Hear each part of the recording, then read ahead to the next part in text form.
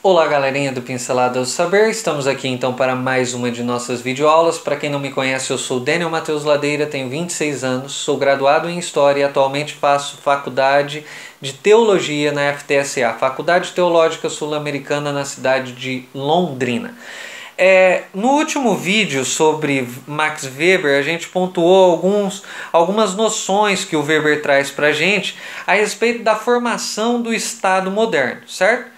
E aí eu terminei dizendo que na formação jurídica legal do Estado racional, vamos dizer assim, moderno, existia uma busca pela formalidade, pela previsibilidade, correto?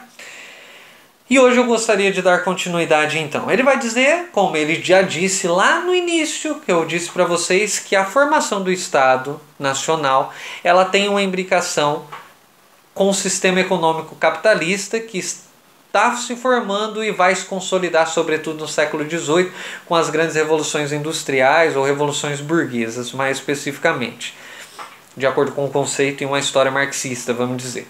Então, mas o primeiro indício, né, de um Estado principesco econômico se dá no século XIV, com o fenômeno chamado mercantilismo. Olha a definição de mercantilismo para Max Weber. Como Max Weber define mercantilismo? Mercantilismo significa, portanto, a formação de uma potência estatal moderna, e isto diretamente mediante o aumento de receitas principescas, e indiretamente mediante o aumento da capacidade tributária da população.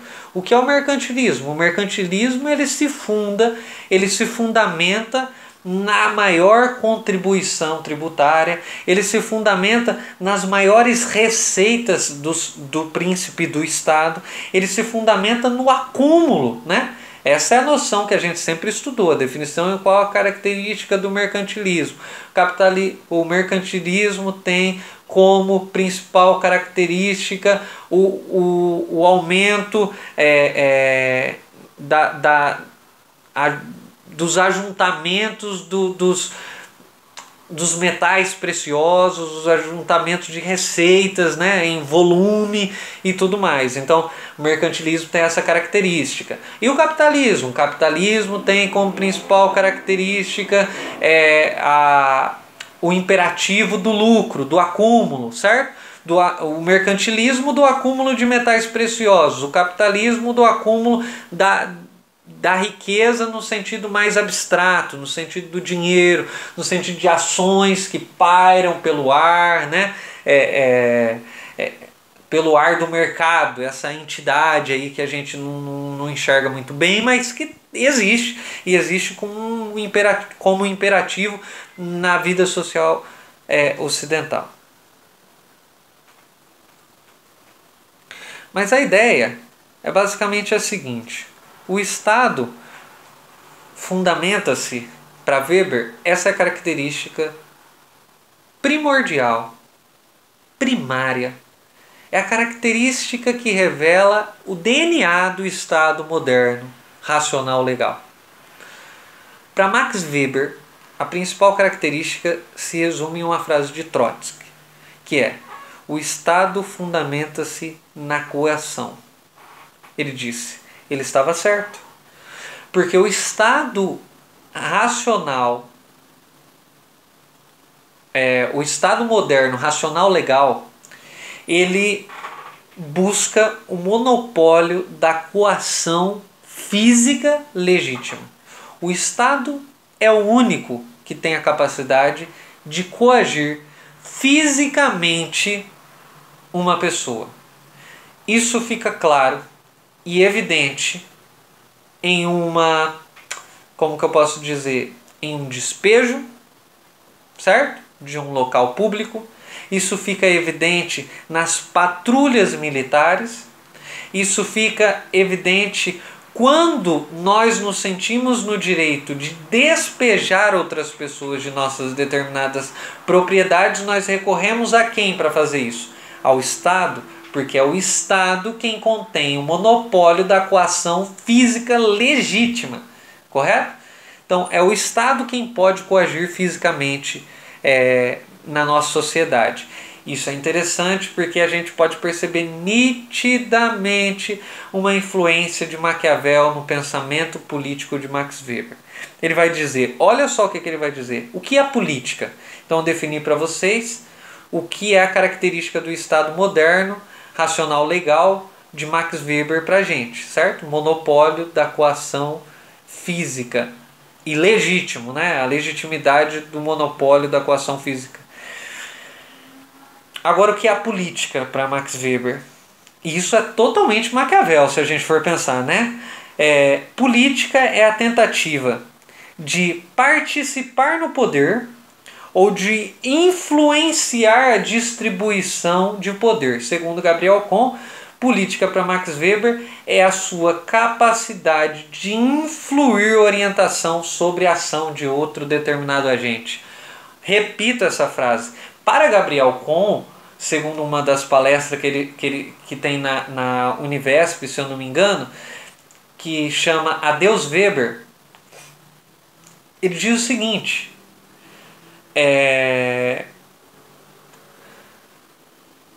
o Estado, ou a política, a definição de política é a capacidade de influir, ou seja, colocar, né?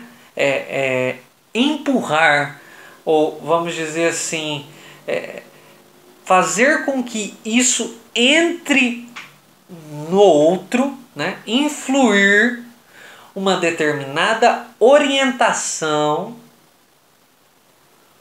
sobre a ação de um outro agente. Então você age, você influi uma orientação e essa orientação ela gera um resultado, a ação de um outro. Isso é política, certo? Isso é poder, vamos dizer. E, na verdade, essa é uma definição clara do que é poder, né? Então ele vai dizer, quem pratica política, olha só, reclama poder.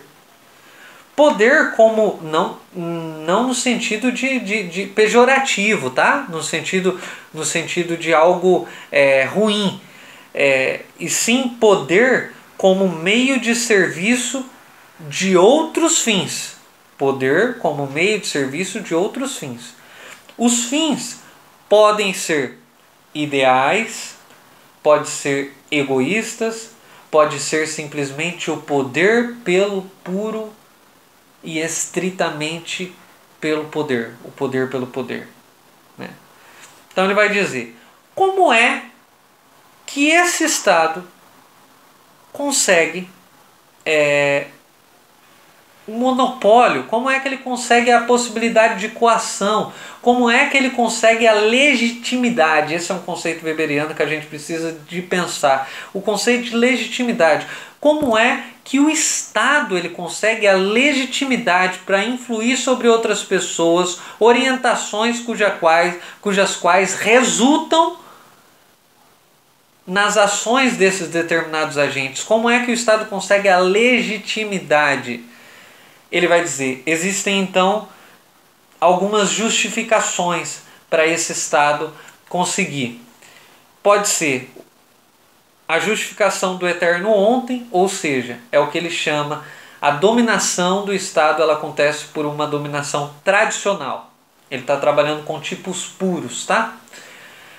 Esses tipos puros, eles são muito difíceis de encontrar na realidade, segundo Max Weber. Mas no conceito, eles esclarecem a realidade, entende?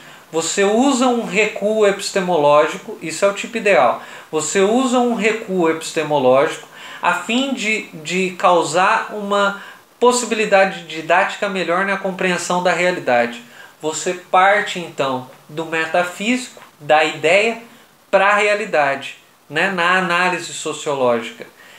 E isso é interessante porque a gente consegue ver uma clara ligação com Platão, Descartes, Kant, Weber, né? A gente poderia trazer essa relação. Mas a ideia é basicamente essa ideia de que você pega um tipo puro, um conceito, e esse conceito você aplica na realidade, tornando essa realidade um pouco mais visível, clara daquilo que você está tentando discursar e falar, né? Então ele vai dizer, um tipo puro é o tipo puro do eterno ontem, o que ele chama de dominação tradicional. Então, como é que consegue a dominação?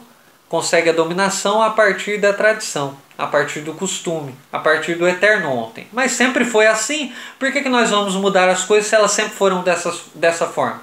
Certo?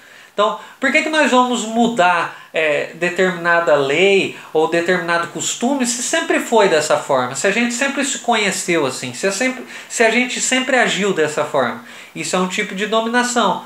O tipo ideal de dominação tradicional, que a gente pode aplicar esse conceito na realidade e ver numa série de discursos políticos, familiares e etc.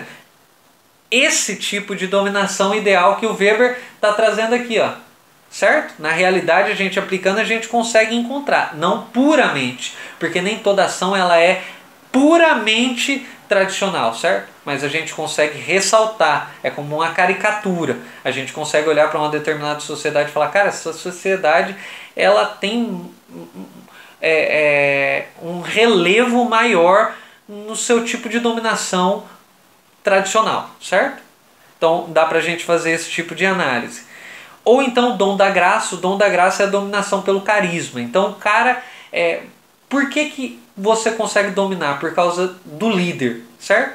O líder é uma pessoa extremamente carismática. As pessoas agem não porque elas estão raciocinando sobre aquilo, não porque elas têm uma tradição que liga elas ancestralmente naquela determinada ação, mas elas agem pela pessoa do líder. Existe um líder carismático que convoca aquelas pessoas a agirem e elas são encantadas, elas são de alguma forma tomadas por esse carisma e elas dão a vida, dão sangue se for necessário e agem pelo líder, certo? Se a gente for pensar na imagem de um líder carismático, vamos pensar, eu imagino que o Hitler seja um líder carismático, né?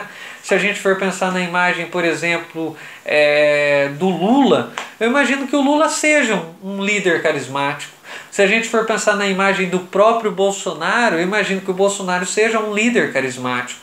Se a gente for pensar na imagem do Jesus cristão, a gente pode pensar que Jesus era um líder carismático. Então, a história ela é feita de líderes carismáticos que entram no poder e as pessoas agem acreditando nelas. Não é que elas acreditam em algo que está fora, racional, na razão objetiva ou qualquer coisa metafísica absoluta. Não, elas acreditam no líder, né? Mas aí ele vai dizer, existe então um terceiro tipo de dominação, que é a dominação racional legal, o que ele chama de legalidade, né? Então, esse tipo de dominação legal, ela não tem vínculo meramente tradicional, ela não tem vínculo meramente afetivo, certo? Ela tem um vínculo mais racional, realmente, ela tem um vínculo mais previsível, tem um vínculo mais orgânico, um vínculo mais de lei, um vínculo mais baseado nas leis, na normatividade, da jurisprudência. Ela tem um vínculo mais, como que eu posso dizer, mais dividido, né? mais dividido no sentido de, ok, a gente tem que atingir determinada meta para atingir um determinado objetivo, né? A gente tem essa possibilidade, para a gente chegar em determinado local, com determinada sociedade, a gente tem que caminhar por esse caminho, é assim que as coisas têm que funcionar, outorgamos na lei e vai ser assim que o negócio vai acontecer, certo? Então não tem, mas e daí? E se eu sou o dono do Banco do Brasil, vamos dizer assim, eu sou um dos maiores, tenho um dos maiores cargos dentro do Banco do Brasil, e se eu sou um simples lixeiro, concursado, vamos dizer assim, simples não no sentido do termo pejorativo, simples no sentido da simplicidade daquilo que se faz, da simplicidade do salário que se recebe, né? Se eu sou... Não, a lei ela é racional, ela não tem um vínculo afetivo, ela não tem um vínculo meramente tradicional, não, ela é racional. Quem é você? Não importa quem é você, importa o que a lei está dizendo. Você tem que se enquadrar dentro disso. era para ser dessa forma, certo? Essa é uma proposta weberiana racional legal do negócio. Agora, se isso acontece na realidade, é uma outra história. Mas, basicamente, a ideia que eu gostaria de trazer aqui para vocês, dentro disso que o Weber tá dizendo para a gente, é que o seguinte: o governo do Estado ocidental sempre foi fundamentado em ao menos duas realidades. Então, o Estado ocidental sempre foi baseado, né, o Estado moderno, em duas realidades. Quais realidades? A primeira é a administração pessoal, certo? O administrativo pessoal, ou seja, o governo ele consegue ter algum tipo de legitimidade quando ele dá uma recompensa material para aquela determinada sociedade e honra social. Então, nós temos um corpo administrativo pessoal que faz com que o governo aconteça, certo? Mas existe um segundo pilar, o pilar do administrativo material. Então todo governo ele tem as suas casas, os carros, os prédios, ele tem as suas, vamos dizer, os seus meios de produção de poder, de alocação de poder, de distribuição de poder. Ele tem os seus meios materiais para que essa produção aconteça.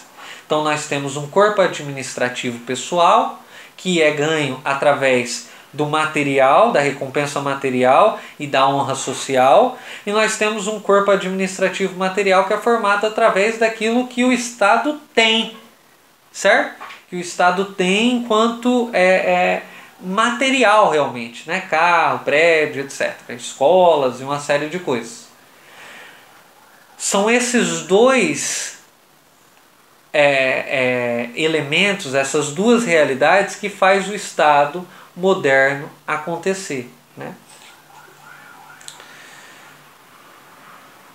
E aí eu acho que o Weber ele mata a pau, e para a gente encerrar essa série de vídeos ele vai dizer: o Estado moderno então se caracteriza por uma coisa: ele fez uma ruptura completa, uma ruptura, uma separação. Ele fez a expropriação completa dos trabalhadores e funcionários autônomos e os meios materiais. No Estado moderno, racional, legal, existe uma separação. Olha o elemento, existe um elemento marxista aí, né? Existe uma separação, uma expropriação completa do trabalhador, do funcionário, dos meios materiais. Citando Weber na íntegra, para nossa consideração, cabe, portanto, constatar o puramente conceitual que o Estado moderno é uma associação de dominação institucional que dentro de determinado território, certo? Estado, formação do Estado nacional, então existe um território pré-estabelecido.